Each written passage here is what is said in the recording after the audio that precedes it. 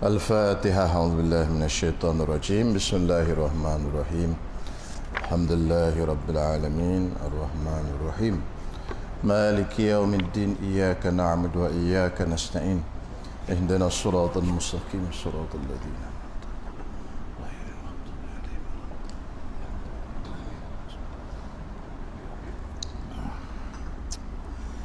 بسم الله الرحمن الرحيم الحمد لله رب العالمين والصلاة والسلام على أشرف الأنبياء والمرسلين وعلى آله وصحبه أجمعين رب اشرح لي صدري ويسر لي أمري واحلل عقدة من لساني يفقه قولي سبحانك لا علم لنا إلا ما علمتنا إنك أنت العليم الحكيم اللهم أخرجنا من ظلمات الوهم وأكرمنا بنور الفهم وافتح علينا بمعارفة العلم وسهل أخلاقنا بالحلم واجعلنا ممن يستمعون القول فيتبعون أحسنه اللهم اجعل أقوالنا وأفعالنا كلها خالصة لوجهك الكريم والحمد لله رب العالمين. Baik, kita lihat pada muka surat 154 Syairus Salikin juzuk 1 154 baris yang kelima daripada bawah dan adab yang kelima daripada adab kita nak masuk ke Mekah sehinggalah ke tawaf. Adab yang kelima, apabila masuk ke dalam Masjidil Haram, bila kita nak masuk ke dalam Masjidil Haram, maka sunat masuk daripada pintu Bani Syaibah. Nama pintu itu pintu Bani Syaibah, iaitu dinamai sekarang Babus Salam, tapi sekarang ni rasa dinama balik Bani Syaibah balik. Masa tu dipanggil Babus Salam, sekarang tak nama Bani Syaibah balik. Jadi pintu itu duduk di belah mana? Pintu itu duduk di belah bahagian Safa Marwah. Di bahagian Safa Marwah, pintu duduk situ, iaitu tempat sa'i itu. Masuk ke arah sana. Kenapa masuk ke arah sana? Pasal kampung Nabi belah sana. Rumah Nabi dilahirkan tu maktabah pun belah sana, dan perkampungan Nabi di belah sana. Tempat Nabi SAW dilahirkan di maktabah tu sekarang. Rumah Nabi dengan Khadijah dekat dengan sebelah dengan tandah perempuan tu. Tandah perempuan belah tempat sa'i itu, itulah rumah Nabi dengan Siti Khadijah di situ. Jadi kampung Nabi belah sini. Tapi kerajaan Arab Saudi dia bangunkan di sebelah sana. Lalu banyak hotel duduk sebelah sana. Kita masuk ke pintu satu, pintu King Abdul Aziz. Jadi masuk pintu satu ni kurang pahala lah. Jadi kalau orang duduk di kawasan ni banyak masuk pintu satu, pasal hotel-hotel dekat-dekat duduk belah ni, duduk belah dataran kan. Dia kalau sebenarnya masuk ke belah Safa Marwah, pintu Bani Syaibah nama dia. Tu. Tak tahulah pasal apa. Pasal apa orang Arab Saudi lagu tu kan. Dia biar aja belah ni, tak buat apa kan. Jadi kawasan kosong tempat turun bah tu ialah tempat turun bah. Kalau bah shuttle situ lah, kawasan tu lah turun. Jadi hak pergi bulan 12 tahun lepas tu kita duduk belah area sana, naik bah shuttle kan, turun situ. Jadi kita masuk selalu, jemaah kita ustaz bawa itu masuk ke pintu tu selalu lah, pasal duduk belah area sana. Jadi dia turun nama apa tempat tak ingat lah. Turun bah di sana, lepas tu masuk ke pintu sana. Jadi kalau kita duduk di kawasan dekat-dekat ni kan, kurang sikit lah fadilatnya. Sebab apa? Pasal masuk ke pintu satu King Abdul Aziz, pintu raja dia. Sunatnya masuk ke pintu Bani Syaibah. Dan dibacanya bismillahi wa billahi wa minallahi wa ilallahi wa fi sabilillah wa ala millati rasulillahi sallallahu alaihi wasallam. Artinya masuk dengan berkat nama Allah dan dengan Allah dan daripada Allah dan kepada Allah dan di dalam jalan Allah dan atas agama Rasulullah sallallahu alaihi wasallam. Adapun tempat sa'i itu bukan masjid. Dengan ijma' ulama sampai ke hari kiamat dia bukan masjid. Sebab itu kalau kita haid pun boleh sa'i di situ, tak ada masalah. Jadi sebab itu kalau kita nak semayang, elakkanlah seboleh-bolehnya kita masuk dalam kawasan masjid. Jangan duduk tempat sa'i itu. Jadi kita duduk lalu lalang tu, kita pun duduk sa'i tu kita berhenti terus semayang di situ. Maka tak dapat fadilat masjid pasal dia bukan masjid. Iktikaf di situ tak sah pasal dia bukan masjid, dengan ijma' ulama. Lalu siapa sahaja yang datang haid ke nifas ke, dia boleh sa'i. Sebab itu kalau kita tawaf, lepas tawaf mari haid. Kata orang perempuan, dia tawaf, lepas tawaf mari haid. Dia cepat-cepat pergi ke sa'i, tak ada masalah. Sah sa'i dia. Tawaf saja tak sah. Pasal tawaf tu pertama tak boleh masuk dalam masjid pasal dia haid. Yang keduanya tawaf dalam keadaan haid tak sah. Pasal apa? Pasal orang tawaf ni seperti semayang. Jadi semayang ni tak sah juga ketika ada haid, sama tawaf pun tak sah ketika ada haid. Itu. Jadi tawaf ni payah sikitlah, adalah beberapa caranya, tapi payah sikit. Sa'i tak ada masalah. Kita masa sa'i batal wuduk pun tak apa, sunat aja ada wuduk. Alhamdulillah, sambung bacaannya. Alhamdulillah wassalamun ala ibadihi alladhina istafa. Allahumma salli ala Muhammadin abdika wa rasulika wa ala Ibrahim khalilik wa ala jami'i anbiyaika wa rusulik. Bacanya alhamdulillah wassalamun ala ibadihi alladhina istafa. Allahumma salli ala Muhammadin abdika wa rasulika wa ala Ibrahim khalilika wa ala jami'i anbiyaika wa rusulika. Artinya segala puji bagi Allah dan sejahtera atas hamba-Nya yang dipilihi akan Dia. Tuhanku, beri rahmat atas Nabi Muhammad, hamba-Mu dan Rasul-Mu, dan atas Nabi Ibrahim kekasih-Mu, dan sekalian anbiya-Mu dan segala Rasul-Mu. Habis itu. Dan hendaklah diangkatkan kedua tangan dan dibaca. Lepas baca ni kita pun angkat tangan, baca doa ni. Tadi tak angkat tangan, baca saja. Lepas pada baca dua zikir tadi, dua pujian tadi, kita pun baca doa ni, angkat tangan. Apanya doanya? Allahumma inni as'aluka fi makani hadha fi awwali manasiki an tataqabbala taubati wa an tatajawaza an khati'ati wa tad'a anni wizri. Alhamdulillahi alladhi balaghani baytahu al-harama alladhi ja'alahu mathabatan lin-nasi wa amna وجعله مباركا وهدى للعالمين. اللهم إني عبدك والبلد بلدك والحرم حرمك والبيت بيتك جئتك أطلب رحمتك وأسألك مسألة المضطر الخائف min uqubatika ar-raji li rahmatika at-talibi mardatik. Itu panjang bacaannya. Artinya, hai Tuhanku, bahawa aku memohonkan di Kau di dalam tempat aku berdiri ini, di dalam permulaan manasikku ini, yakni permulaan pekerjaan hajiku, bahawa Engkau terima akan taubatku dan Engkau maafkan daripada segala kesalahanku, dan Engkau hilangkan daripadaku dosaku. Bermula segala puji bagi Allah yang menyampaikan Ia akan daku haji ke Baitihil Haram. Baitihi itu rumahnya. Baitihi itu kembali pada Allah, rumahnya Allah. Al-Haram, yang haram.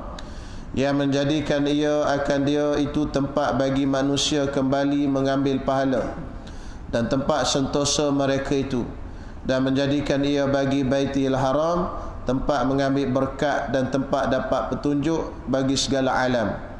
Tuhanku, bahawasanya aku ini hamba-Mu dan negeri Mekah ini negeri-Mu dan Masjidil Haram ini haram-Mu.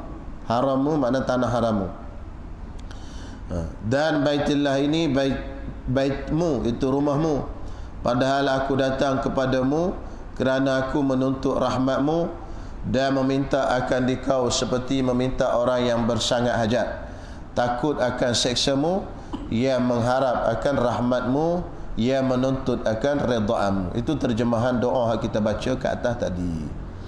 Jadi kalau nak pergi buat haji dan umrah, dia banyak doa ni, kita nak hafal ni payah sikit kan. Eloknya kita photostate lah bahagian haji dengan umrah ni, kita bawa masa kita nak pergi haji dan umrah. Kita baca buh bagi elok-elok lah. Kan ni ada rakaman ni. Jadi kita balik, mungkin tak sempat masa ustaz baca ni, catat balik bagi tu. Jadi kita photostate bahagian ni pasal nak baca ni. Jadi doa-doa ni banyak tak ada dalam buku lain lah. Ni dalam kitab Syairul Salikin ni je. Banyak dah buku-buku haji apa semua, dia tak buh doa-doa macam ni. Ni dalam ni banyak doa. Habis adab yang kelima.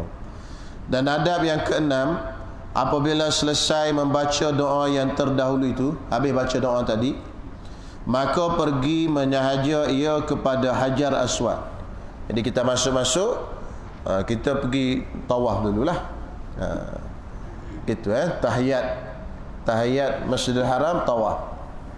Dia tahiyat masjid yang lain daripada Masjid Haram, iaitu sunat tahiyatul masjid.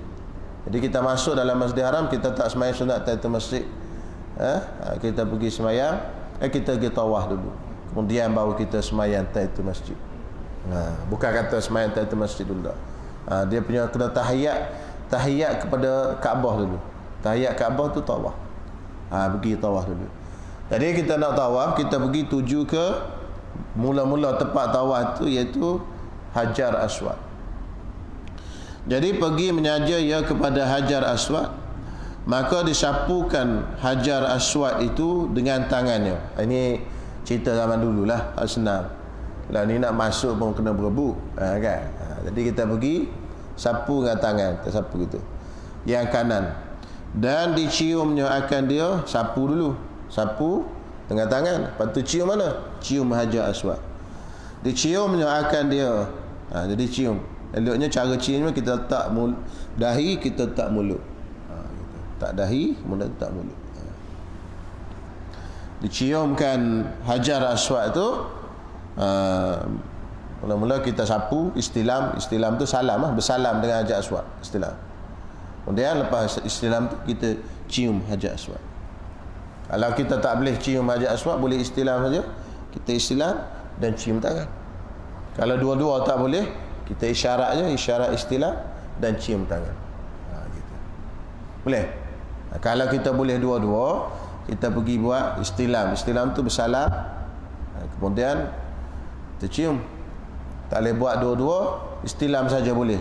Ulu-ulu kan siapa-siapa? Satu. Lepas tu cium tangan.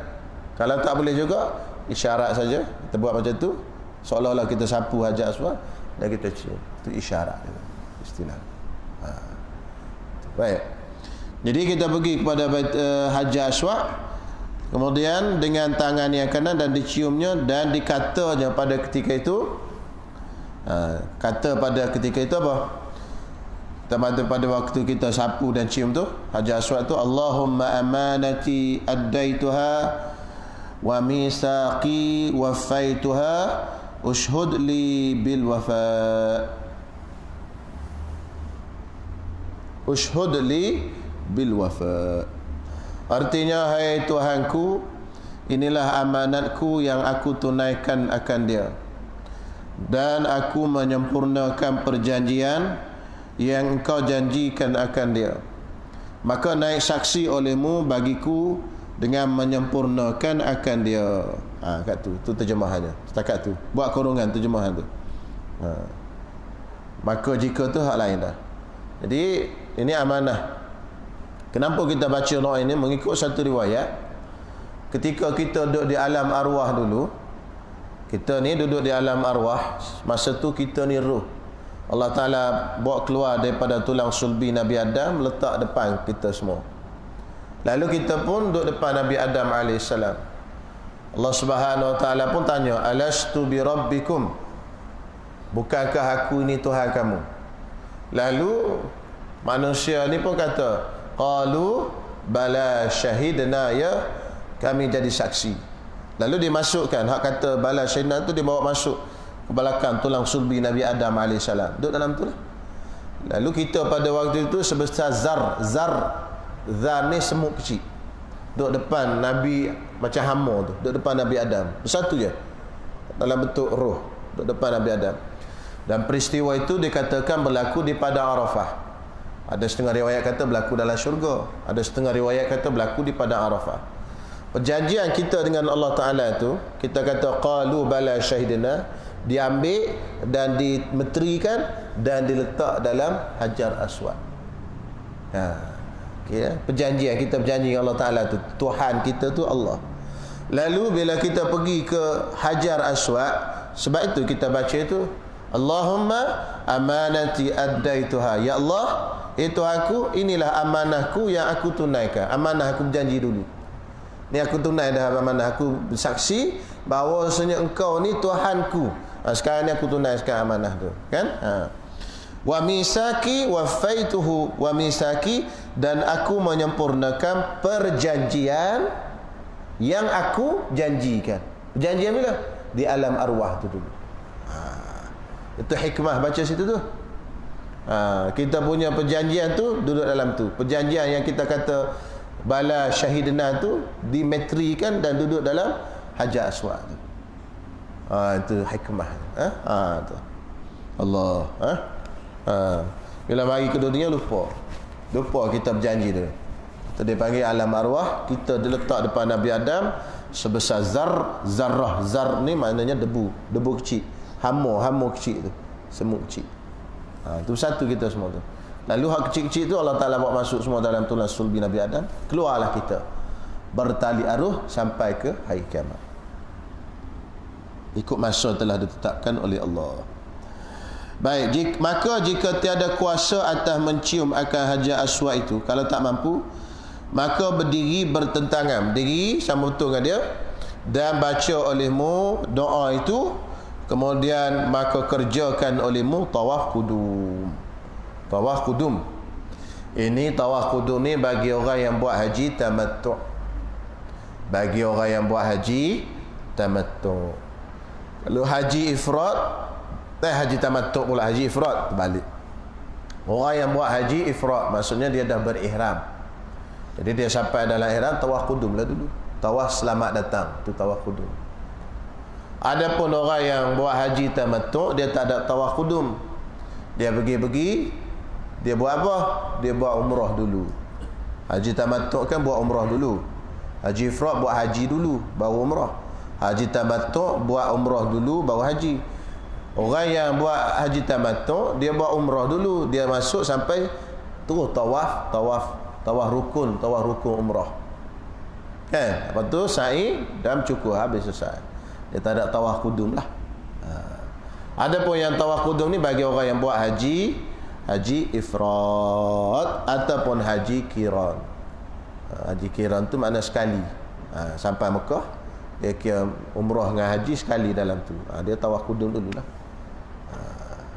Lepas tu kalau dia lepas tawaf kudum tu dia sa'i. Okey lah, sa'i tu dah dikira. Nanti lepas dia tawaf rukun, nanti tawaf ifadah, tawaf rukun nanti dia tak payah dah sa'i. Sa'i tu boleh dah. Nampak? Jadi nanti kan kita sampai tu tawaf kudum. Kudum tu selamat datang. Lepas tawaf tu kita sa'i. Habis kan, duduk diam lah. Tapi duduk ihram lagi, pakai kain ihram apa semua. Pasal haji ifrad.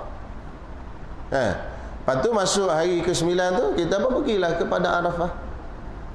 Itulah start amalan haji kita hari 9 lah. Masuk 9 kita pun pergi kepada Arafah. Bermula wukufnya lepas zuhur, sampailah waktunya sampai subuh hari raya.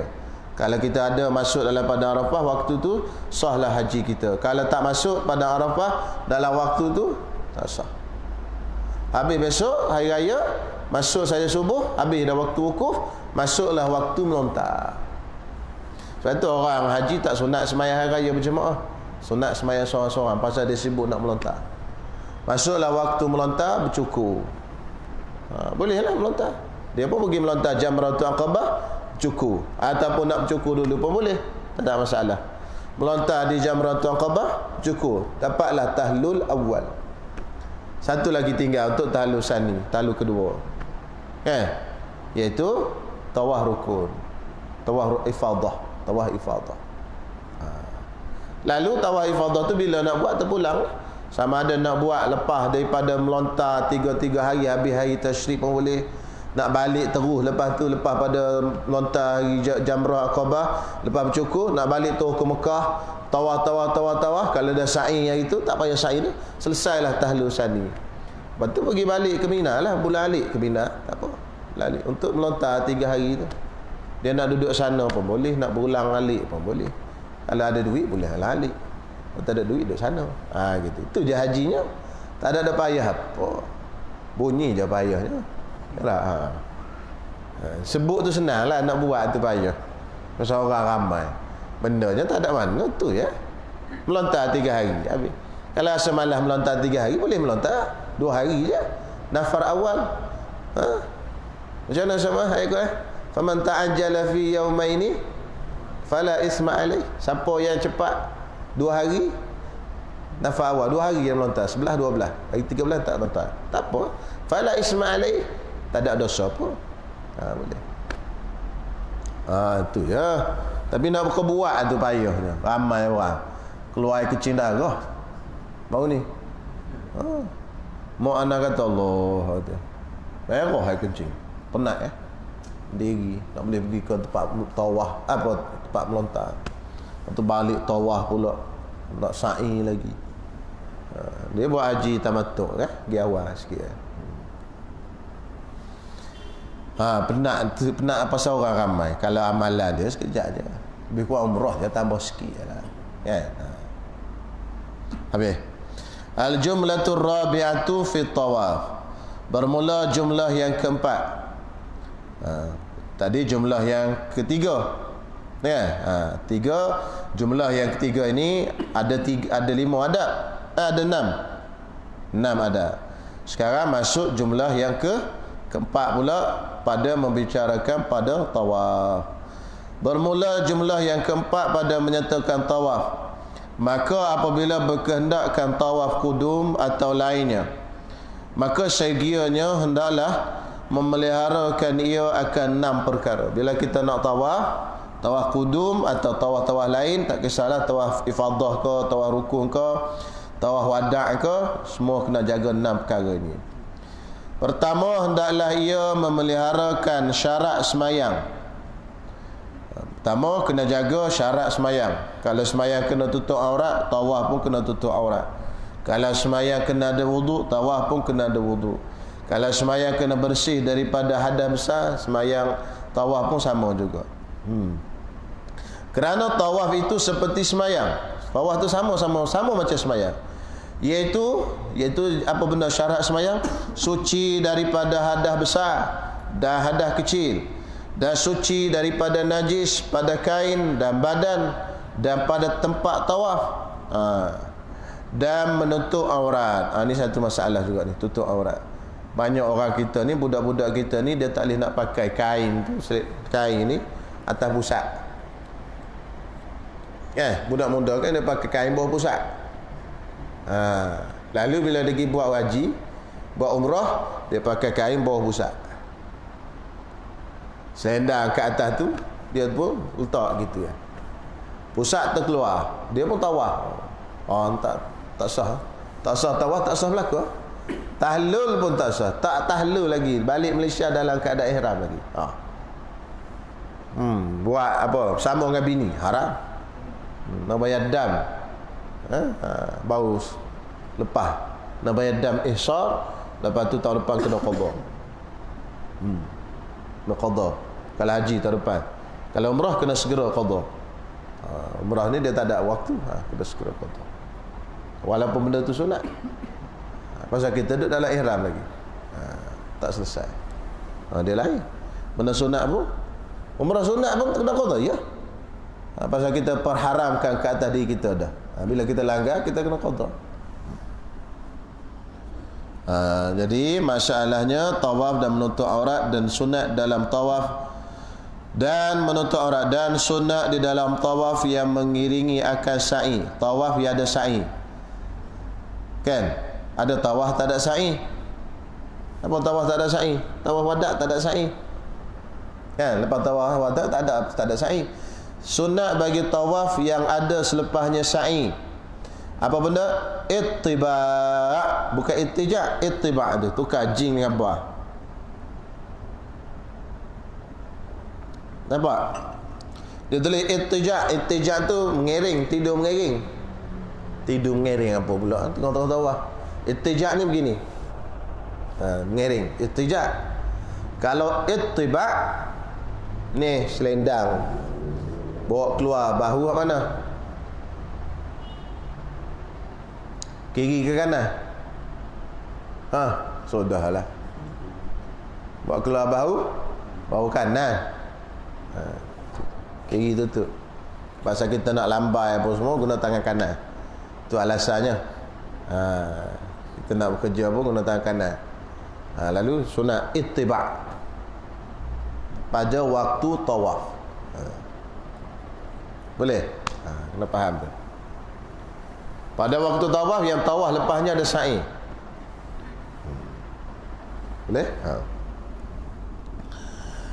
Tawaf yang mengiringi akan sa'i itu ittiba', iaitu dijadikan tengah selendangnya di bawah ketiaknya yang kanan. Tengah selendang bawah ketiak kanan. Dan dijadikan dua hujung selendangnya di atas bahunya yang kiri.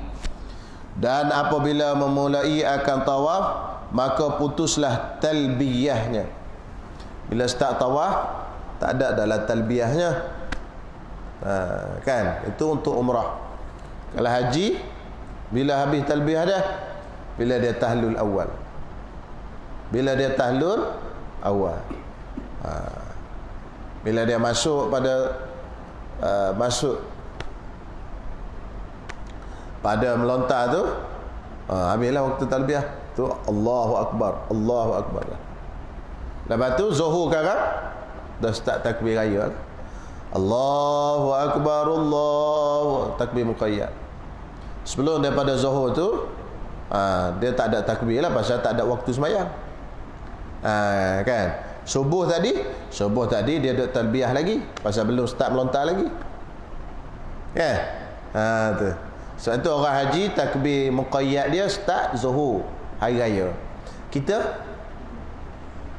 subuh hari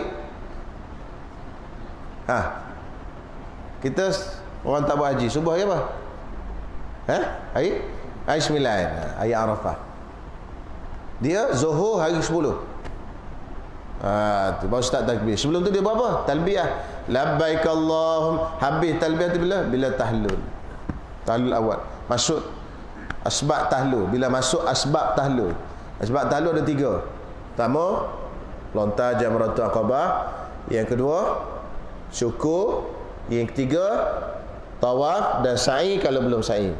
Jadi bila masuk salah satu 3 ni, dia panggil masuk pada asbab tahallul. Bila masuk asbab tahallul, habislah talbiyah. Tak ada dalam labbaik Allahnya. Kalau tawaf umrah, kita daripada miqat, kata daripada Tan'im, labbaik Allahumma labbaik labbaik kala. Habis masuk nak tawaf, habislah. Tak ada dah lah. Duk tawaf duk labbaik Allahumma labbaik lagi ni. Bukan hal ni. Jemaah haji bagi mana ni? Jemaah umrah mana ni? Tawaf pun duk labbaik Allah lagi. Dan hendaklah ia masyghul tu sibuk dengan doa di dalam tawaf itu, seperti yang lagi akan datang segala doanya. Dalam tawaf kita baca doa. Doa apa yang lagi akan disebut di dalam ini. Kedua, apabila selesai ia daripada ittiba' itu. Bila dah dia buat ittiba', dah pakai ittiba', maka belum tawaf tu dijadikannya Baitullah pada kirinya. Baitullah kena kiri. Dan berdiri di sisi Hajar Al-Aswad, diri betul-betul mengiring, betul-betul Hajar Al-Aswad. Pada pihak rukun Yamani, pada pihak rukun Yamani. Mana masuk pihak rukun Yamani? Berdiri betul-betul di depan. Pada pihak rukun Yamani, mana ke belakang, ke kiri, ke arah belakang sikit, Jangan terlajak ke depan.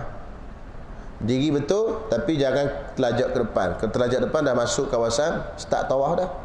Ke belakang. Diri betul-betul condong ke kiri sikit. Boleh tak? Faham tak? Bukan condong, makna ke belakang sikit. Ke kiri lah, kiri. Sini kan rukun Yamani, ni Hajar Aswad. Biasa pergi dah nampak lah. Ni rukun Yamani, ni Hajar Aswad. Mana kita berdiri betul-betul tu menghadap tu ke arah sini sikit. Jangan ke arah depan. Ke arah depan dia dah masuk start tawaf dah. Terlajak aja dia. Tak cukup lah satu pusingan. Betul? Arah belakang sikit. Tu. Pada pihak rukun Yamani, maka dijadikan Hajar Aswad itu tentangan hadapannya.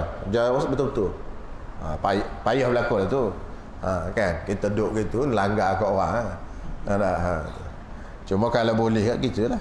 Cuba buat. Maka hendaklah melalui ia akan permulaan tawaf itu dengan segala badannya itu akan Hajar Aswad. Jadi mula-mula kita nak tawaf tu menghadap betul-betul depan tu. Nanti baca doa nanti Bismillahirrahmanirrahim tu, baru kita pusing kiri, baru start jalan. Mula-mula tu menghadap bertentang gitu, depan-depan. Mula-mula depan-depan sini. Itu hak mula-mula. Lepas tu baru kita pusing start tawaf. Lepas baca doa bawah hak ketiga nanti.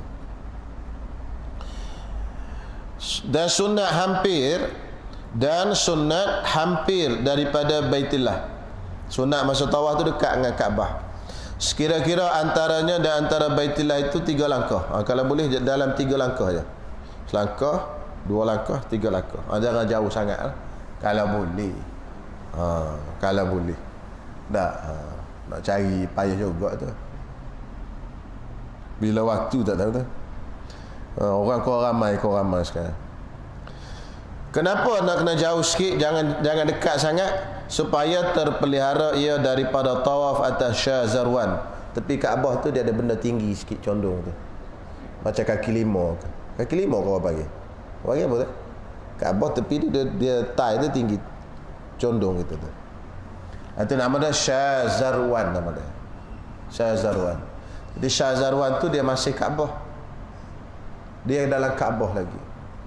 Lalu kalau kita tawaf pijak atas tu tak sah, kena undur balik. Pasal tawaf mesti luar Kaabah. Misal kata kita tersesat-sesat naik atas tu. Kalau ternaik, tak sah tawaf. Undur balik. Ataupun kalau tak undur kena tambah satu lagi pusingan.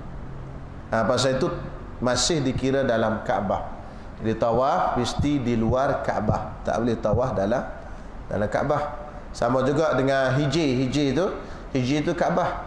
Sebab itu tak boleh tawaf dalam tu. Kena tawaf keluar. Tapi tak dibuat bangunan pada waktu itu pasal tak cukup harta halal masa pembinaan lepas banjir tu kan. Tak cukup harta halal di zaman Nabi SAW, Quraisy. Tak cukup harta halal, tak bina. Jadi dia buat gitu sikit lah.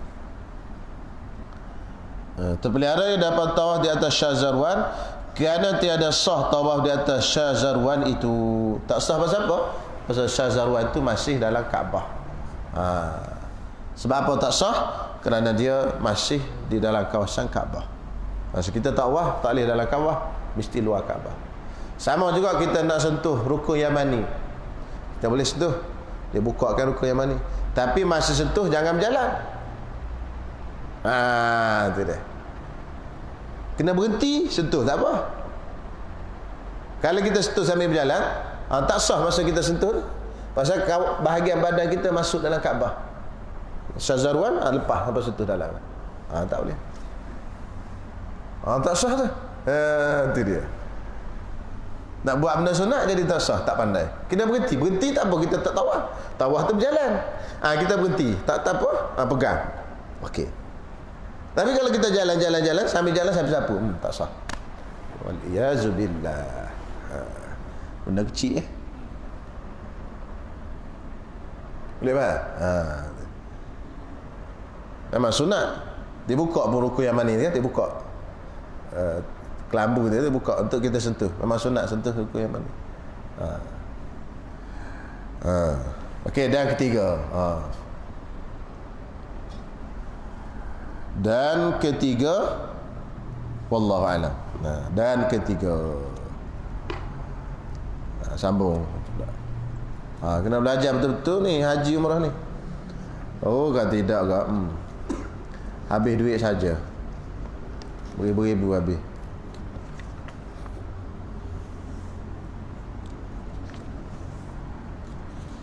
Sesa'i tu lumayan boleh? Boleh, ada masalah. Sesa'i? Ha. Cuma kalau tawaf tak boleh lah. Tawaf pun boleh. Dia sama macam semayang, melainkan Allah Ta'ala menghalalkan padanya bercakap. Jadi kalau bercakap boleh, makan minum lagi boleh. Ya, tak bolehnya benda lain selain pada makan minum, cakap tak boleh. Boleh.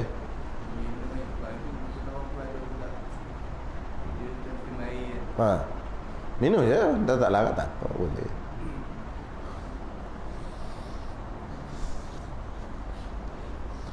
Wallahu a'lam.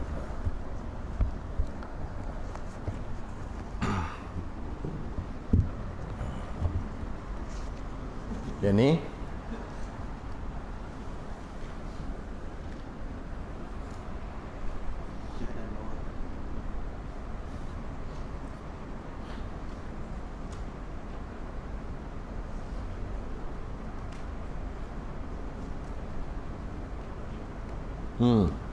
Syahdan baris 3 baris daripada bawah muka surat 38. 3 baris daripada bawah muka surat 38. Syahdan, tiada juga menyakitkan Allah Ta'ala atas engkau dengan datang, tambah sikit, dengan datang daripada perkataan orang atau perbuatan, yakni perbuatan orang, melainkan supaya kembali dan taubat engkau kepada Allah Ta'ala. Maksudnya Allah Subhanahu Wa Ta'ala tak beri kepada kita suatu perkara yang menyakitkan kita, yang menyusahkan kita, yang menyedihkan kita, melainkan yang menyedihkan kita sebab daripada perkataan orang, sebab daripada perbuatan orang. Allah Ta'ala belaka yang buatkan benda itu, yang gerakkan orang buat benda itu, yang menggerakkan orang cakap benda itu. Jadi Allah Ta'ala hantar benda tu kat kita tu, tujuannya apa? Melainkan supaya, tujuannya supaya kembali dan taubat engkau kepada Allah Ta'ala, supaya kita kembali dan kita bertaubat, inabah kembali, iaitu kembali daripada liar buat maksiat, liar buat penderakaan, kembali kepada taat dan taubat, yakni minta ampun pada Allah Subhanahu Wa Ta'ala. Itu tujuannya. Sebab itu orang ahli sufi, mereka suka dan gembira kalau mereka dapat kesusahan. Sebab itu di dalam matan hikam disebutkan wurudul faqat a'yadul mu'minin. Gitulah lebih kurang. Wurudul faqat, datangnya kesusahan, a'yadul mu'minin, iaitu hari raya bagi orang mukmin. Itu dia. Hari raya orang mukmin ni hari datang susah. Susah juga tu dia. Kita hari raya hari sukarlah, hari boleh makan ketupat. Tapi bagi orang mukmin, wurudul faqat a'yadul mu'minin, itu dalam kitab hikam Ibn Athaillah. Itu datangnya kesusahan itu hari raya bagi mereka. Pasal apa? Pasal bila datang susah, mereka boleh kenal Allah. Bila kenal Allah itulah kan, pertama boleh kenal Allah. Kalau tak datang susah, kenal Allah. Tak kenal. Kadang-kadang kita lupa, bila mari susah baru tinggal Allah.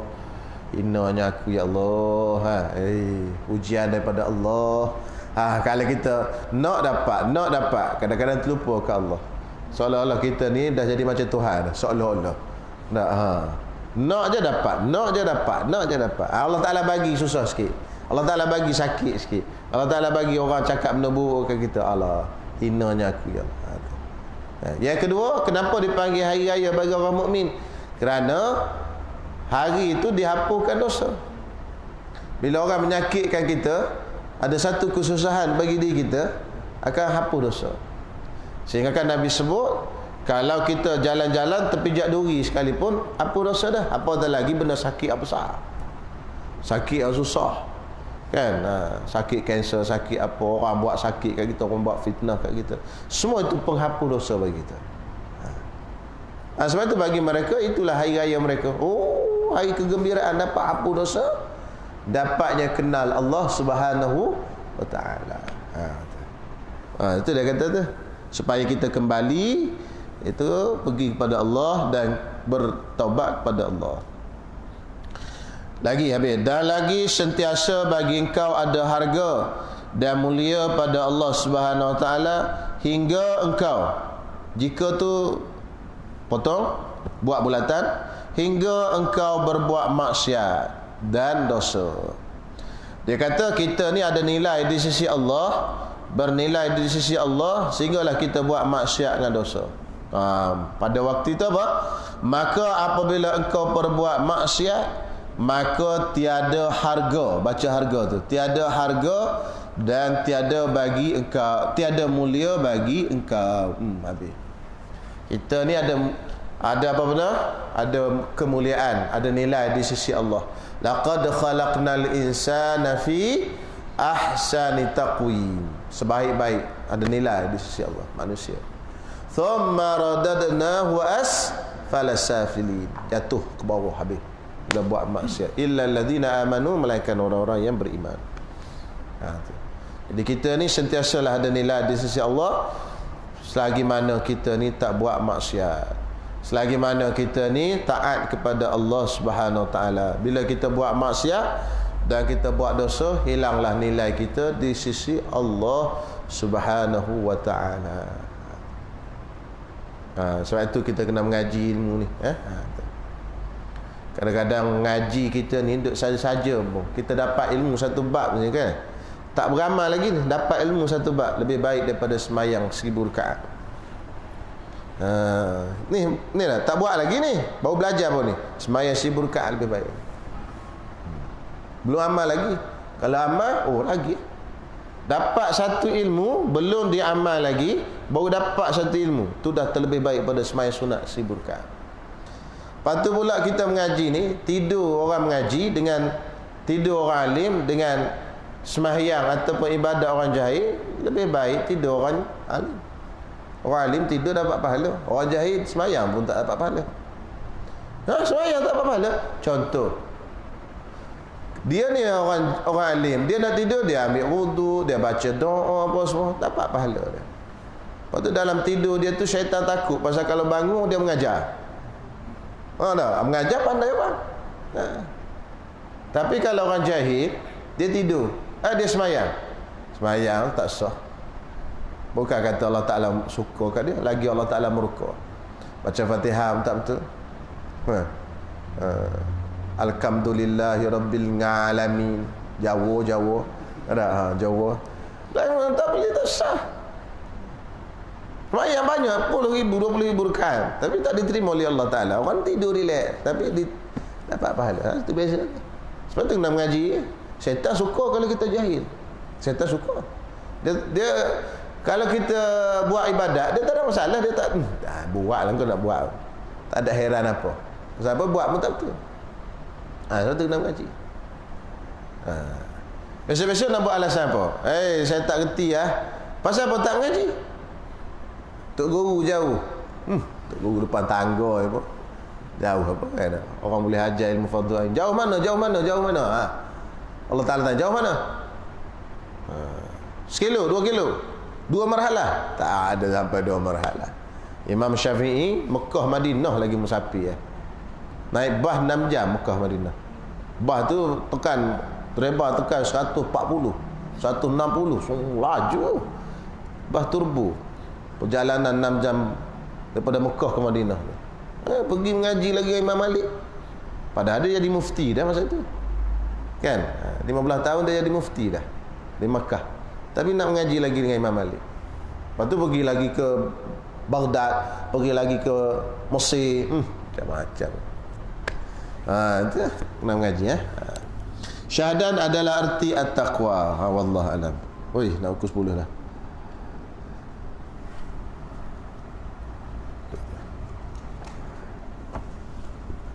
Ni pula. Ni cepat-cepat Dia kenduri.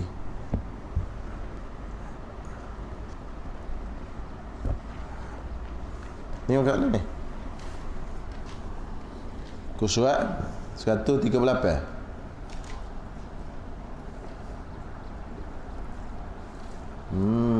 Nawaitu ta'khir az-zuhri li afnati wa ta'asila ta'ala.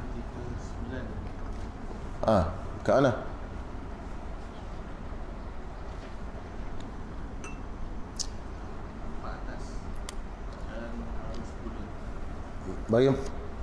Bagi keempat pada atas. Mana dah? Dan harus pula tengah-tengah tu. Bagi yang keempat daripada atas muka surat 139. Qala al-musannif rahimahullahu taala wa nafa'ana bi ulumihi wa bi barakatihi fid darain amin. Dan harus pula, yakni boleh pula kerana terkejut, yakni boleh pula pakai pakaian kain sutera tadi.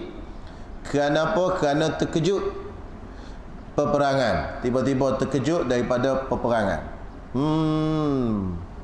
Tiba-tiba saja berlaku peperangan. Tiba-tiba. Tak ada nak siap apa.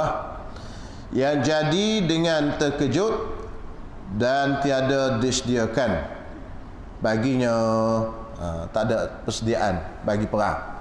Baginya hanya perang. Jadi tiba-tiba je berlaku perang. Tak ada kain apa, ikut capai lah. Ambil kain, tiba-tiba kain tu kain sutera. Boleh. Kenapa? Kerana terkejut.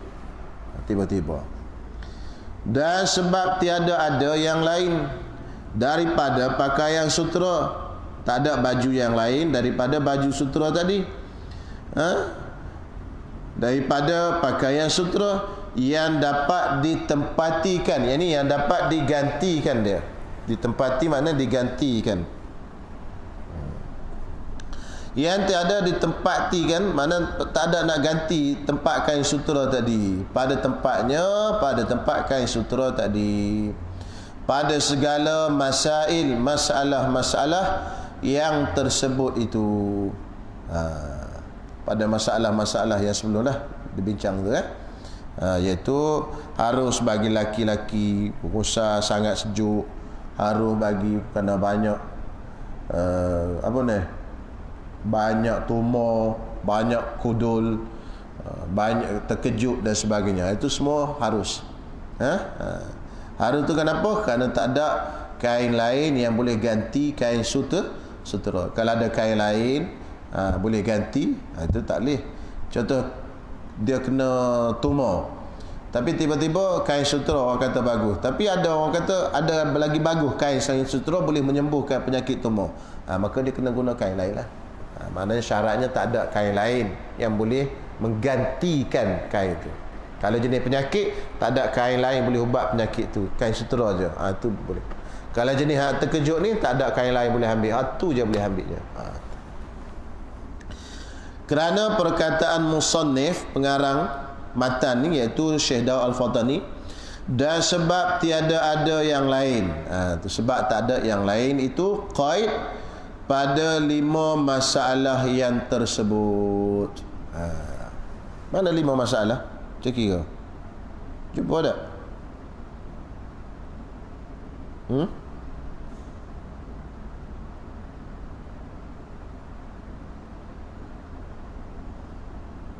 Pertama, harus memakai kerana sangat sejuk. Yang kedua, dan sangat panas. Yang ketiga, takut binasa. Yang ketiga, banyak tumor. Yang keempat, banyak kudil. Dan kelima, apa? Terkejut peperangan. Tengok matang kat luar baru nampak. Tengok matang kat luar tu. 5 masalah mana? Dan harus matang kat luar tu tengok 3 baris pada atas. 3 baris pada bawah. Dan harus memakai kerana sangat sejuk. Jumpa ya? Dan harus memakai kerana sangat sejuk. 1, 2, dan sangat panas.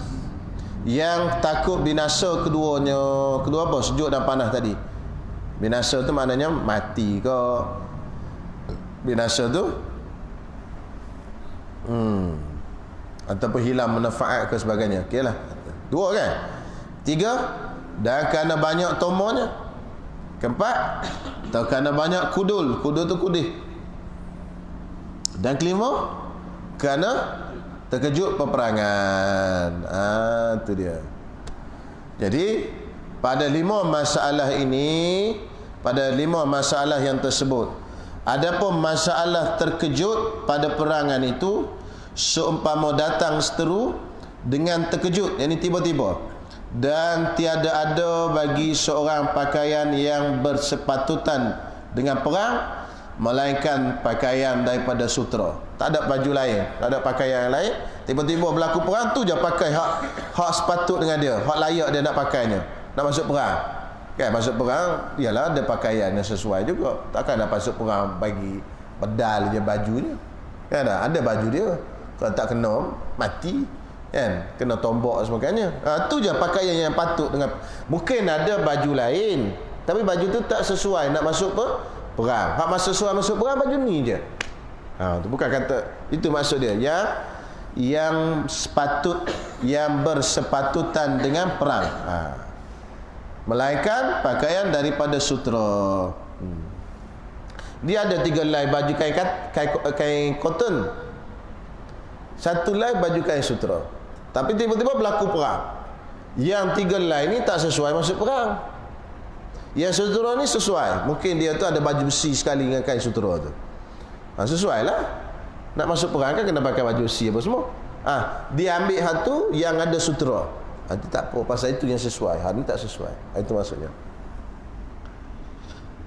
Seperti bahawa adalah pakaian sutera itu siap. Siap betul, siap. Betul. Pakaian sutera itu dah siap. Hak cotton tak siap lagi, nak pakai lah ke mana, tak siap. Itu satu misalnya. Walaupun ada tapi tak siap, boleh pakai sutera. Dan sempit 2 tangannya. Tangannya apa? Tangannya apa tu? Sempit 2 tangannya. Ini apa? Ini kain sutera tadi. Dan sempit 2 tangannya, ini kain sutera. Pasal apa nak kesempit? Pasal nak masuk perang. Takkan baju lengan besar, libah pedang tersangkut. Ada baju perang lain. Baju biasa lengan besar, baju perang lengan kecil. Jadi kena lengan tu bagi sempit. Sutera tadi memang siap dan sempit tangan dia. Tu sesuai masuk perang. Kan? Okey, habis selesai. Atau ada bagi seorang itu pakaian yang bersepatutan. Dia ada pakai baju hak lain, kain lain, hak sesuai, sepatutan mana yang sesuai masuk perang. Tetapi tiada apa tu? Sempit. Cuba. Tapi tiada sempit hendak dicarikan. Orang tak bercakap gitu. Tiada sempit nak dicarikan. Ya kan? Macam mana? Tiada sempit nak dicarikan. Tiada apa? Tak ada sempat tu, terlebih ya tu. Buang je. Tiada sempat nak hendak dicarikan dia. Dia ada baju tu, tapi dia perang, tak sempat, tak ada nak cari, duduk ke mana tak tahu. Ikut capai pun ambil, kira tu. Dah perang kan? Boleh. Tu, tiada sempat. Pak Rumi tulis apa? Sempit ke? Pada waktu itu tak sempat cari, maka haruslah pada ketika itu ia pakaikan pakaian sutera. Bolehlah waktu itu dia pakai baju sutera. Habis selesai. Atau tiada kerana terkejut perang. Habis selesai hak terkejut perang 5. Okey, ini hal lain pula. 5 masalah dah kan, selesai dah. Okey. Ni nak cerita pula boleh pakai lagi kain sutera. Atau kerana terkejut atau tiada kerana terkejut perang, bukan kerana terkejut perang, tiba-tiba berlaku perang. Hanya kerana nak masuk perang. Tapi nak masuk perang aja. Steady je, bukan berlaku perang tiba-tiba, dia pun steady nak pergi perang ni. Tak ada masalah, nak pergi perang aja. Siap-siap. Boleh pakai. Maka harus dipakaikan dia apa? Sutera. Harus dipakaikan dia sutera. Kenapa tujuannya? Kerana tahan akan senjata. Itu dia. Dia tak ada kata nak masuk perang secara terkejut. Cumanya kain sutera ni tahan senjata. Kan mungkin dibalutkan besi ke, wallahualam lah. Pandai-pandai lah. Kan? Hak kain kota ni ada tapi tak tahan senjata. Lalu nisbah nak masuk perang, hak mana eloknya? Hak tahan senjata lah. Boleh pakai kain sutera pada waktu itu. 6 masalah. 6. Jumpa dah masalah. Faruk? 6 kan? 5 masuk ni 6. Dan tiada ada baginya yang menahankan senjata lain daripadanya sutera. Ada satu je baju hak tahan senjata, hak ni je, baju sutera ni je. Tak ada baju lain. Baju lain tak tahan senjata. Tak ada lain. Kalau ada baju lain yang boleh tahan senjata lagi, tak boleh. Satu tu je, baju yang boleh tahan senjata, masuk perang, baju sutera. Hak lain semua tak tahan. Tak boleh. Boleh pakai baju kain sutera. Tapi kalau ada lagi baju lain hak kain biasa, boleh tahan senjata, hak ni kain sutera, boleh tahan senjata juga, sama-sama. Kena ambil hak ni, kena ambil hak daripada sutera. Ada pilihan. Okey, selesai. Dan harus pula menutupkan aurat pada sembahyang. Nombor berapa dah ni? Berapa masalah dah? 6 tadi, ni 7. Dan harus pula menutupkan aurat pada sembahyang dan di hadapan manusia dan di dalam sembunyi daripada mata orang, kerana tiada yang lain daripada sutera. Kita nak tutup aurat dalam sembahyang. Kalau aurat lelaki apa? Antara pusat ke lutut. Perempuan semua badan lah. Dan di hadapan manusia, tutup aurat lelaki di hadapan manusia. Kalau sama-sama lelaki apa? Antara pusat ke lutut. Dan dalam sembunyi, aurat kita dalam sembunyi apa? Kita duduk seorang. Kita duduk seorang, aurat apa? Kan nak baca depan tu? Kubur dan dubur. Terus pendek. Terus pendek pada sutera. Dua abai mana? Itu dalam kitab Matla'in Badri. Kita duduk seorang-seorang. Pertama, kita nak tutup aurat dalam sembahyang. Lelaki di antara pusat ke lutut. Yang kedua, nak tutup aurat di hadapan manusia. Kalau sama-sama lelaki, auratnya antara pusat hingga ke lutut. Okey. Yang ketiga, tutup aurat ketika kita duduk seorang. 3 masalah kita nak tutup aurat. Lalu apa jadi?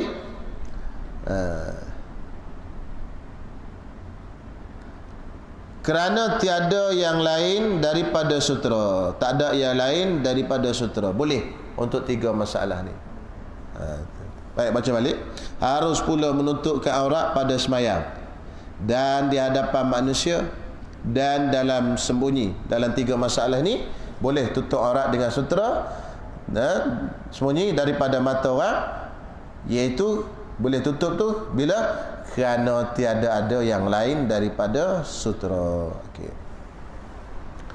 Adapun menutupkan barang yang lain daripada aurat itu, maknanya aurat kita dalam sembahyang antara pusat hingga ke lutut.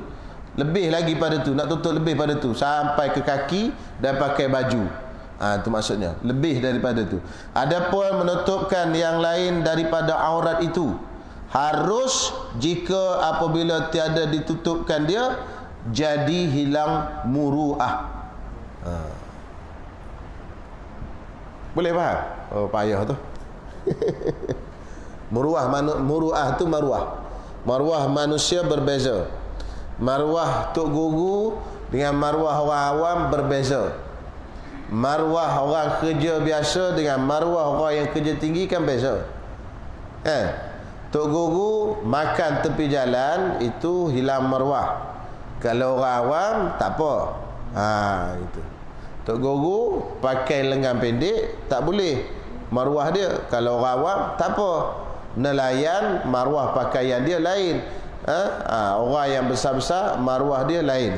Setiap orang mempunyai muruah masing-masing. Sebab itu bapa kita ni dia tak nak makan depan orang. Itu muruah dia bagi. Muruah. Kita tak apa. Makan mi celup di jalan tak apa kita biasa je kan.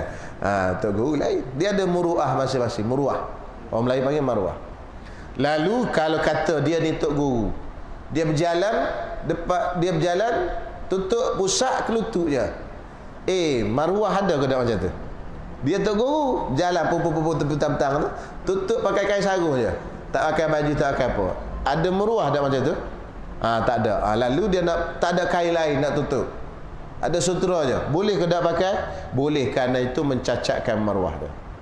Kita orang biasa kerja bendang, memang hari-hari pun pakai kain saja je, pusat ke lutut. Tiba-tiba nak pergi pakai baju kain sutera, tutup lebih daripada aurat je. Boleh ke tak? Tak boleh. Pasal apa? Pasal maruah kita selalulah duk pakai gitu dah. Tak ada cacat maruah apa pun. Boleh faham tak tu? Itu dia panggil muruah. Sebab tu orang pondok, Tok Guru pondok kata kopiah tu tak boleh cabut lah. Masa duduk pondok sampai ke habis. Sebab tu budak pondok tak cabut kopiah. Hak lagi canggih serban pun tak cabut kan. Kalau kurang canggih sikit dia cabut, tapi kopiah tak cabut, tak tinggal. Gitu. Pasal apa? Pasal dia biasa duduk gitu. Muruah budak pondok. Orang tahu ni budak pondok ni. Kalau hak jenis tu seluar pun tak boleh pakai. Kain sarung je. Tu. Itu dia panggil muruah lah masing-masing. Ada masing-masing. Lalu muruah inilah yang dikira juga di dalam mengambil kira bagi orang yang nak jadi saksi. Mana-mana manusia yang cacat muruah dia tak boleh jadi saksi. Cacat muruah tak boleh jadi saksi. Contoh dia ni orang yang ada kedudukan, tok guru, ustaz ke apa kan, nak jadi saksi. Tengok-tengok dia ni jenis kecim diri je, kecim. Masuk bilik air, pintu pun tak tutup, kecim diri. Kalau tutup pintu tak apalah, dia seorang, dia kecim kat tu, kat stand tu, kopiah atas kepala. Tu orang sebelah datang sembang pula, mana kita? Si ayam apa ni? Si belauk katanya. Itu hilang muruah dia panggil. Ini tak boleh jadi saksi. Sebab tu dalam salah satu daripada syarat saksi ialah dia itu adil dan tidak cacat muruahnya. Kalau dulu-dulu orang yang alim tak pakai serban, orang tak boleh jadi saksi. Dalam kitab fiqh nanti kita jumpa belakang. Bab saksi. Orang alim tak pakai tutup kepala, orang tak boleh jadi saksi. Pasal zaman tu tak ada muruah orang ni. Orang alim ni, ataupun orang alim pakai serban suki. Orang alim pakai serban orang pasar. Dia beza. Serban orang alim dengan serban orang pasar kan beza. Serban nelayan pun pakai serban juga. Orang kampung kan. Dengan serban orang alim kan beza. Jadi orang alim dia pergi pakai serban nelayan. Itu dia panggil makhrumul muruah. Itu cacat muruah. Tak boleh jadi saksi. Itu dia. Payah juga dia. Nanti dia jumpa belakang nanti bab penyaksian. Adalah dalam 10 tahun lagi ni. Tu. Boleh? Penting muruah.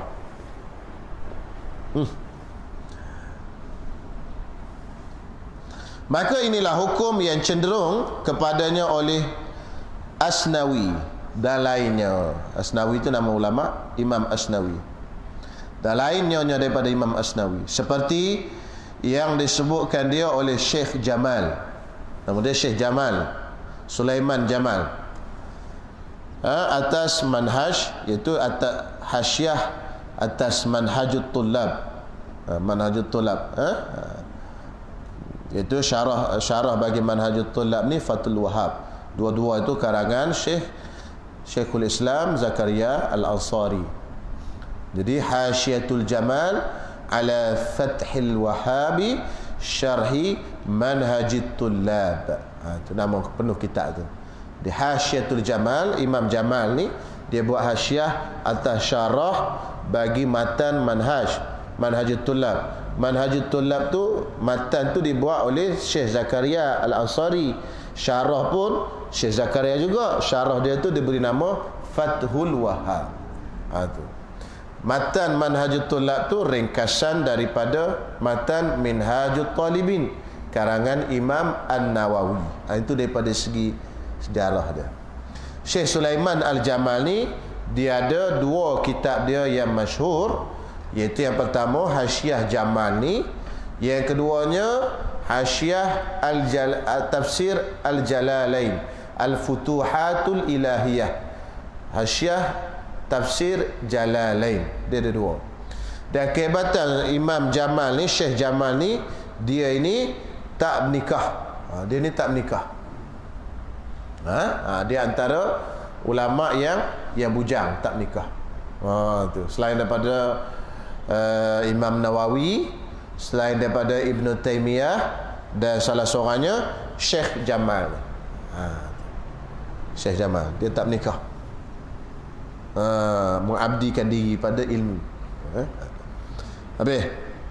Dah harus pula dijahitkan baju dengan penjahit sutera. Boleh, baju kita ni kita jahit dengan benang sutera, boleh. Pasal sikit dimaafkan. Penjahit sutera. Dan harus pula dijadikan sutera itu soft dakwat. Tahu soft dakwat? Apa Faiz? Soft dakwat? Soft dakwat mana? Soft. Dulu kan orang pakai pen celup. Dia nak sapu bagi kering dakwat tu. Tak celup, tekan atas kertas tu. Tekan atas kertas kain tu. Bagi dakwat tu nipis, tak pecah kan. Tu dia panggil soft dakwat. Boleh, harus. Dan harus pula dijadikan sutera itu kunci serban. Kunci serban, iaitu dua tepi serban. Serban panjang tu kepala dengan kepala ni. Tampal serban. Tak tampal kain sutera. Jadi bila hujung tu, ekor hujung tu, kalau dua jenis, ada dua ekor atas keluar tu sutera, ekor sutera. Tu. Boleh. Jenis serban dua ekor, ekor di atas tu, ekor belakang tu. Boleh.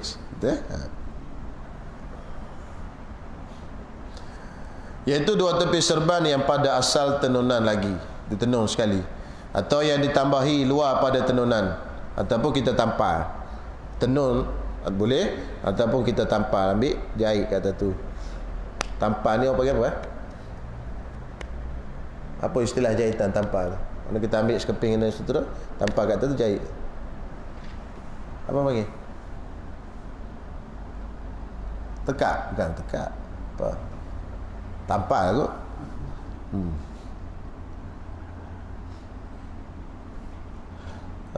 Yang tambahi luar pada tenunan sekira-kira tidak lebih daripada kadar panjangnya 4 jari. Ni panjang tu je boleh tampal. Lebih daripada tak boleh. Itulah, dimaafkanlah sikit cakap tu. Hujung sana 4 jari, hujung sini 4 jari. Coba.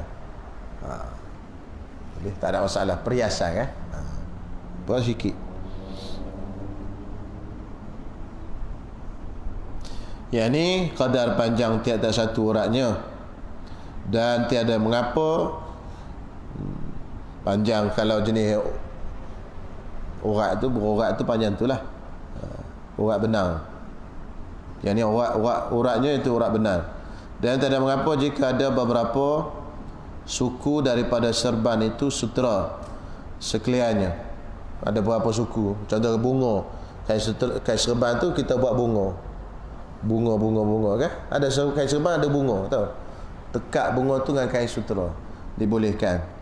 Itu dia maksudnya tiada mengapa jika ada beberapa suku daripada serban itu sutera sekaliannya, seperti bahawa ada apa tu? Ditulis apa tu Kurumi? Afiq.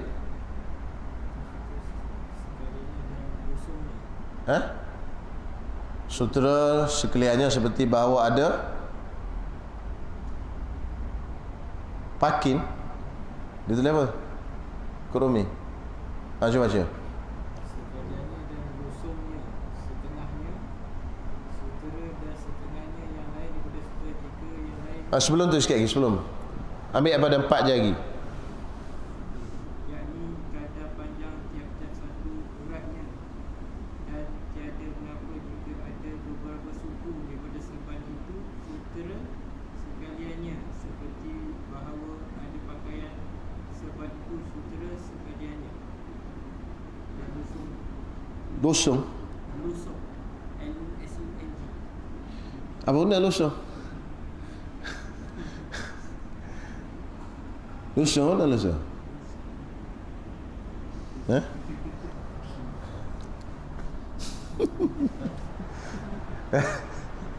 Apa lusung? Kepuk lusung. Lusung apa lusung?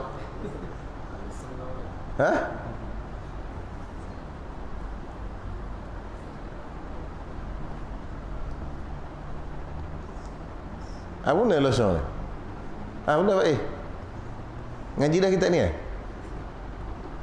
Apa benda losong? Dia fikir semalam, apa benda losong ni? Ya Allah. Nak buka kitab lain tengok boleh. Tak ingat. Ngaji lama dulu tak dobit pula. Apa benda losong ni? Apa? Berhenti kat tu lah. 4 jari, ambil ke 4 jari. Kena check balik tu. Apa losong?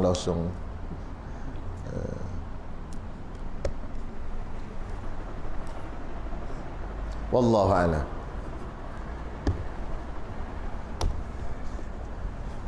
Faham dah apa dia nak cakap tu, cuma nak tahu maksud kalimah tu. Tak sedap rasa kitab ni tak faham, tak tahu maksud sebenar. Kan? Nak tahu maksud sebenar losong, tak benda losong.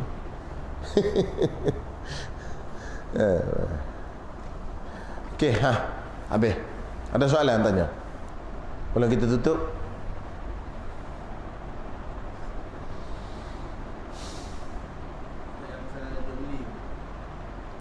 Jual beli. Dia kalau kita beli kalau kita makan di kedai, lepas tu kita makan dulu, kemudian kita tak bayar lagi, kita makan. Jadi makanan itu pada hukumnya, hukum asalnya itu makanan yang bukan kita miliki. Tetapi macam mana nak jadikan benda itu boleh? Pertama kita ambil intibar al-urufus sa'id. Itu uruf, adat kebiasaan masyarakat kita, bahawa tuan kedai itu telah mengizinkan kita. Jadi bila dia izin, kira bolehlah kita makannya, kan? Kita makan dulu, kan? Walaupun pada asalnya benda yang tidak kita bayar, tidak diakad jual beli lagi, lalu kita tak boleh nak guna, tak boleh nak tasarruf, tapi pakai kaedah uruf yang telah menjadi satu orang panggil meluah dalam masyarakat. Sama juga dengan duit raya. Duit raya tu pun pakai kaedah urfus sa'id juga. Asalnya duit raya budak tak boleh terima. Budak tu dia tak boleh menerima duit. Dia yang terima duitnya wali dia. Pasal budak tu tak boleh menerima, pasal dia budak lagi, dia bukan mukallaf. Dia hibah pun dia tak boleh terima. Yang terima bagi diri dia ialah wali dia, bapa dia. Tapi sekarang kita hibah pada budak. Jadi adakah sah hibah pada budak tu? Jadi hukum pasalnya tidak sah. Pasal syarat hibahnya ialah mestilah yang memberi dan menerima itu orang yang mukallaf, akil baligh rasyid. Akil baligh dan rasyid itu cerdik. Lalu kita terima pasal dia adalah jadi uruf, adat kebiasaan yang dah berlaku dalam masyarakat kita. Lalu makan dulu gitu pun kita pakai, kita makan dulu kat kedai tu, kita tak bayar lagi, kita pakai kaedah urfus sa'id. Satu. Yang kedua, ataupun kita pakai kaedah dalam mazhab Abu Hanifah yang dipanggil sebagai bai'ul istijrar. Bai'ul istijrar, itu ambil dulu, bayar kemudian.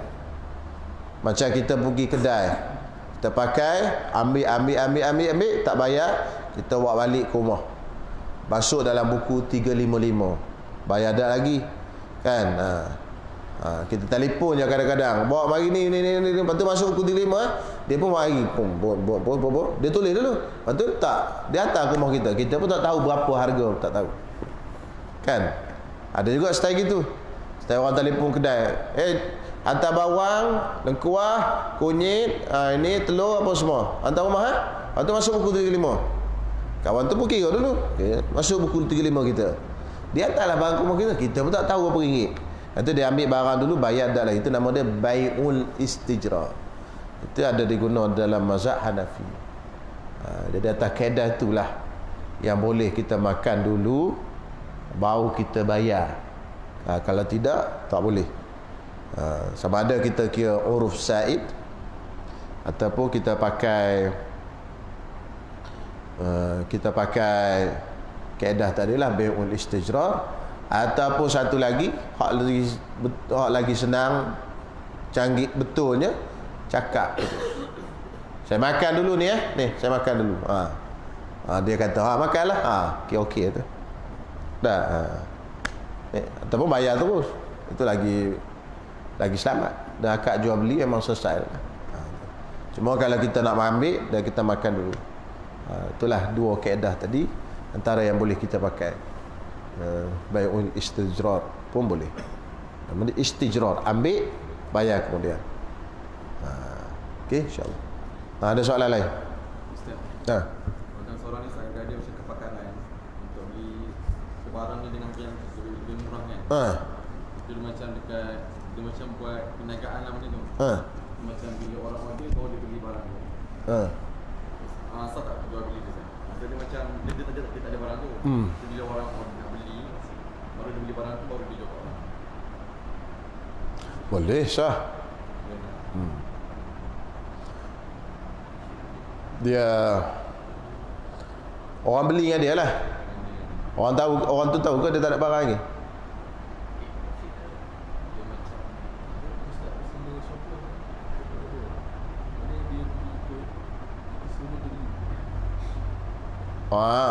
Tak apa, boleh. Dia panggil kita, dia nak jual barang tadi, dia nak jual. Dia kata aku nak ni barang ni nak beli ke? Dia sama ada kita kirim kat dia. Dia panggil bai'us salam, kirim. Jadi berapa yang dia letak itu terpulang lah kan, bai'us salam, kirim kat dia. Begini, dia pun letak harga begini. Dia pun beli. Bai'us salam pun boleh. Kan? Ataupun kira akad jual beli tu pun boleh. Dia beli dulu barang dengan harga yang murah. Lepas tu orang tu jual, dia pun jual ke orang dengan harga yang mahal. Itu kepakarannya. Tapi biasanya macam ni, dia barang tak ada lagi, dia cuma dia pergi cari, tak ada masalah, boleh masuk dalam bai'us salam, boleh. Macam order lah, macam order kan, saya nak ni, dia pun beli. Macam kita, kawan kita duduk kat Mesir, kita pun tanya, belikan kitab ni, dia pun tak ada lagi kitab, kita suruh minta tolong dia beli. Itu bai'us salam dia panggil. Bai'us salam tu ada beberapa banyak, adalah syarat-syarat dia. Susah nanti macam dia beli contoh harga dia dalam 500. Kalau kita tak apa, itu meniaga nama dia. Kalau beli 500 tolak 500, tak angin meniaga kan. Itu panggil tabarruk, tolong. Meniaga maksudnya ada untung lah. Kalau tak ada untung, tak panggil meniaga. Boleh, tak ada masalah kan. Berapa aja kita nak jual tu terpulang. Nah, yang penting harga tu berapa kita nak jual terpulang. Yang penting innamal bai'u antaradin, perjuangan pembeli redha, sudah. Okey, tak apa, nak jual harga mahal ke murah ke terpulang. Dia okey. Mahal ni saya jual ni. Tak apa, saya suka. Tak apa lagi. Itu yang penting. Boleh? Syaratnya jangan mahal lah. Kalau mahal tu ada beberapa syarat yang lain pula. Salah kedua kan. Macam saya kat Malaysia ada baca pasal monopoli kan. Dia kata kalau Ihtikar. Dia kata kalau macam sesuatu rumah tu dibuatkan untuk orang yang pendapatan rendah, tiba-tiba orang kaya beli. Dia kata macam tak sah. Betul. Kalau rumah tu dibuat untuk orang miskin, orang yang pendapatan rendah, itu syarat buat rumah. Kan? Tiba-tiba kita pergi. Kita pergi melalui pintu belakang, rasuah ke apa, dapatlah rumah itu. Dapat rumah itu melalui cara yang tak betul lah. Kan? Patutnya kita tak layak dapat. Tak boleh. Melainkan orang miskin tu dapat rumah, dia tak nak dijual kat kita, itu lain. Ni kita dapatkan rumah, maknanya tertendang hak orang patutnya dapat. Itu dia panggil tak boleh lah, mengambil hak orang. Itu bukan hak kita. Kan? Kita dapat tu pasal apa? Pasal kita bayar ke, ataupun pasal kita kroni ke, kita dapat rumah murah tadi. Itu tak boleh lah. Dapat tu melalui cara yang tidak sah. Patutnya tak dapat, kita jadi dapat tu pasal apa? Tapi dia tak masuk dalam ihtikar tu. Dia bukan yang bab ihtikar. Itu dia masuk dalam bab rasuah. Ihtikar ni kita simpan barang. Monopoli. Ihtikar ni ada simpan barang, tunggu harga tinggi baru kita jual. Itu haram dalam bab-bab ihtikar ni haram dalam makanan. Jadi macam gula. Kita simpan sorok, nak tunggu harga tinggi, kita keluar. Itu haram. Pasal apa? Pasal menyusahkan, pasal makanan dan sebagainya. Dia nama ihtikar. Adapun ini dia panggil dalam orang kata satu bentuk daripada rasuah lah. Rasuah. Maksudnya kita sepatut tak layak dapat. Kan? Kerajaan tak jual rumah tu kat kita. Jadi kerajaan akan jual pada orang yang pendapatan rendah. Tapi kita pergi ejah dapat kat kita. Padahal kita dah kaya, kan? Melainkan kalau orang miskin dapat, dia tak nak rumah tu, dia dapat dah. Dia tak nak dia jual kat kita. Itu bab lain. Itu hak dia dah, dia dapat hak dah. Kita membeli daripada dia. Itu bab lain. Itu boleh. Kan? Itu dia beza sikit ya. Banyak isi sekarang ni bukan dia suruh macam kita nak kawal punya kewangan kan, dia kata so kita beli rumah kos minat ni lah, beli sewakan kan. So macam bila dia beli rumah sewa, so orang-orang yang susah tak dapat beli rumah lah. Tak, dia kalau rumah tu tidak ada hak, bukan yang dibuat oleh kerajaan dan sebagainya, tak ada masalah. Macam pemaju buat rumah kos rendah, tapi siapa-siapa nak beli boleh. Itu pulang. Ini kalau rumah macam apa, rumah di BKL tak? Rumah di Prima ke apa tu kan? Itu memang kerajaan yang buat. Tiba-tiba kita pergi masuk ke pintu belakang nak dapat benda tu, tak boleh lah. Kan? Prima tu rumah untuk orang miskin, rumah untuk rumah pertama dan sebagainya. Kita dah ada rumah. Kita ejah-ejah boleh dapat rumah tu. Melainkan kalau dah tak ada orang, kerajaan cari-cari tak ada orang dah beli dah. Tak ada orang beli, kerajaan pun buka offer. Itu lain. Kan? Itu bab lain lah. Ini yang tak bolehnya kita menggunakan duit kita itu untuk mendapatkan benda yang kita tak sepatutnya dapat. Itu kita boleh rasuah ke, guna kekuasaan kita ke sebagainya. Itu dipanggil rasuah lah. Rasuah ni tak semestinya dengan duit, kadang-kadang dengan kekuasaan. Kan? Kita ada kuasa, kita pergi cakap-cakap dapat. Tak boleh. Jadi tak boleh lah cari rumah lain lah, macam mana? Bukan layak untuk kita kan? Dia dijual pada orang yang tertentu. Kalau kita nak beli atas orang yang jual tu lah. Ataupun tunggu kerajaan dah isytihar, tunggu tak ada dah. Habis dah, orang miskin tak boleh beli dah, tak mampu dah. Buka berapa bulan dah tak.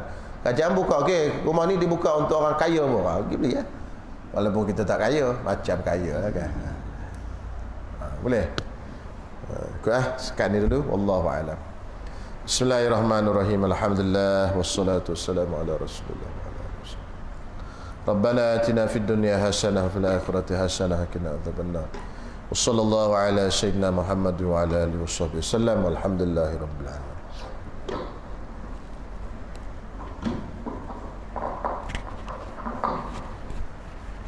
Ada soalan lain?